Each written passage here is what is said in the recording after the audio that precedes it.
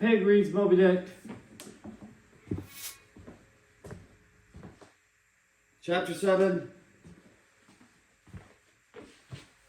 The Chapel. In this same New Bedford there stands a whaleman's chapel.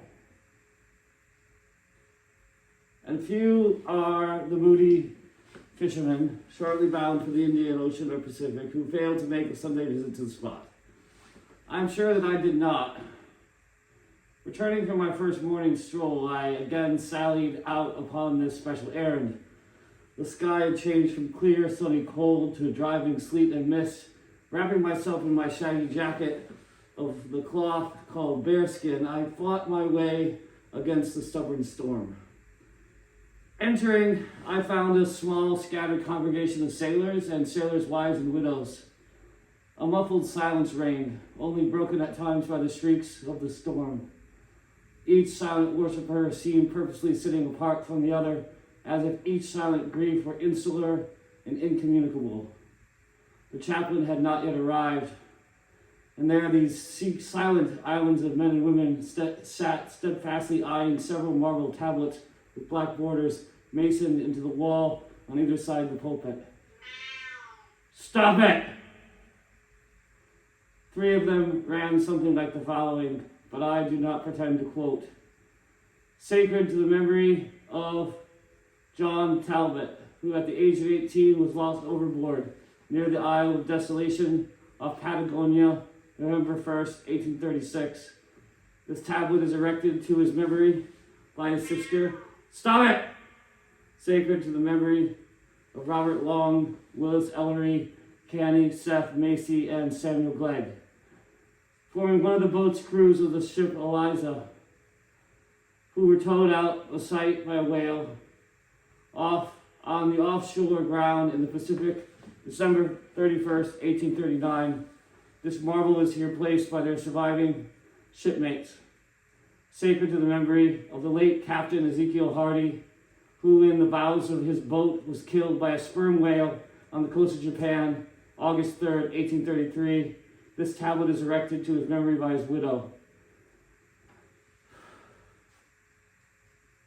Shaking off the sleep from my ice-glazed hat and jacket, I seated myself near the door and turning sideways was surprised to see Queequeg near me. Affected by the solemnity of the scene, there was a wondrous gaze of incredulous curiosity in his countenance. "Stop it!"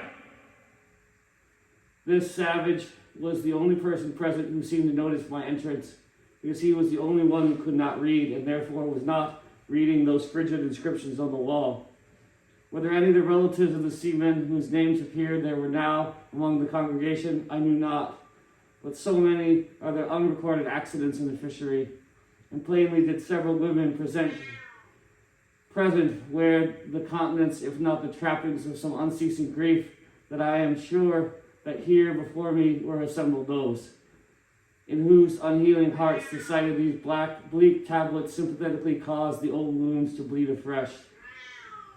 Oh, ye whose dead lie buried beneath the green grass, who standing among flowers can say, "Here, here lies my beloved."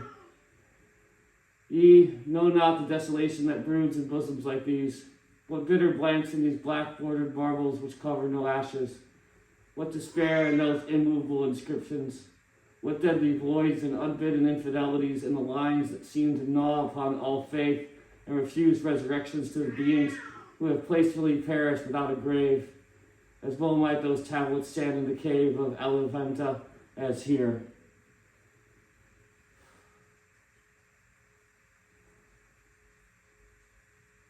A pig reads Moby Dick.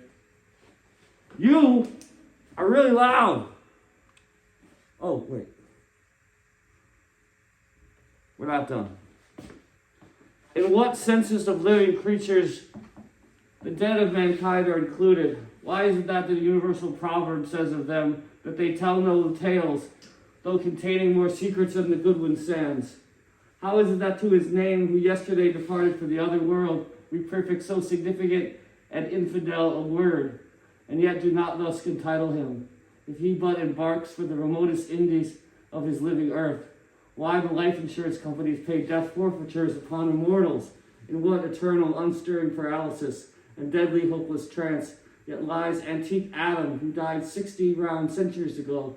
How is it that we still refuse to be comforted for those who we nonetheless maintain our dwelling in unspeakable bliss, while the living so strive to hush all the dead? Wherefore, with the rumor of a knocking in a tomb will terrify a whole city. All these things are not without their meanings, but faith, like a jackal, feeds among the tombs, and even from those dead doubts, she gathers her most vital hope. It needs scarcely to be told with what feelings on the eve of a Nantucket voyage I regarded those marble tablets. By the murky light of that dark and doleful day, read the fate of the whalemen who had come before me. Yes, Ishmael, the same fate may be thine, but somehow I grow merry again. Delightful inducements to embark, fine chance for promotion. It seems I, a stowful, will make me an immortal by brevet. Yet there is death in this business of whaling, a speechlessly quick, chaotic bundling of a man into eternity. But what then? Methinks we have hugely mistaken this matter of life and death. Methinks that what they call my shadow here on earth is my true substance. Methinks that in looking at things spiritual, we are too much like oysters observing the sun through the water, and thinking that the thick water the thinnest of air. Methinks my body is but the leaves of my better being. In fact, take my body who will, take it I say, it is not me. And therefore, 3 cheers for Nantucket, and come a stowboat and a stove body when they will, for stave my soul. Jove himself cannot. That's chapter 7. Fate reads Moby Dick to you.